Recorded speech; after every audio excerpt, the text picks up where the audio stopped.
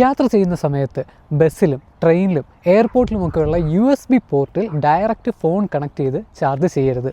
USB port വെച്ചിട്ട് charge ചെയ്യുക മാത്രമല്ല ഡേറ്റ ട്രാൻസ്ഫറും ചെയ്യാൻ പറ്റും. ഇതുകൊണ്ട് തന്നെ ഒരുപാട് ഹാക്കിംഗ് അറ്റാക്കുകളും നടക്കാറുണ്ട് USB പോർട്ട് വഴി.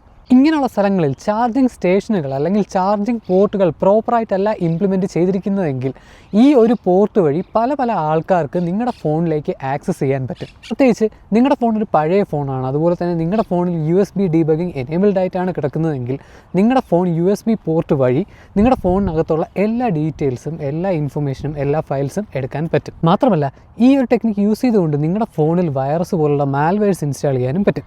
അതുകൊണ്ട് കഴിയുന്നതും നിങ്ങൾ പുറത്തു പോകുമ്പോഴത്തേക്കും USB പോർട്ടിൽ ഡയറക്റ്റ് കണക്ട് ചെയ്ത് ഫോൺ ചാർജ് ചെയ്യരുത്. പിന്നെ നിങ്ങൾ ദൂരയാത്ര പോകുന്ന സമയത്ത് കഴിയുന്നതും നിങ്ങൾ സ്വന്തമായിട്ട് ഒരു പവർ ബാങ്ക് വാങ്ങി അത് കൊണ്ടുപോകുന്നതായിരിക്കും ഏറ്റവും നല്ലത്. പോകുന്നതിന് മുമ്പേ നമ്മളെ ഫോളോ ചെയ്യാൻ മറക്കണ്ട. ഇങ്ങനെയുള്ള ഇൻഫർമേഷൻസ് മിസ്സാക്കാതിരിക്കുക.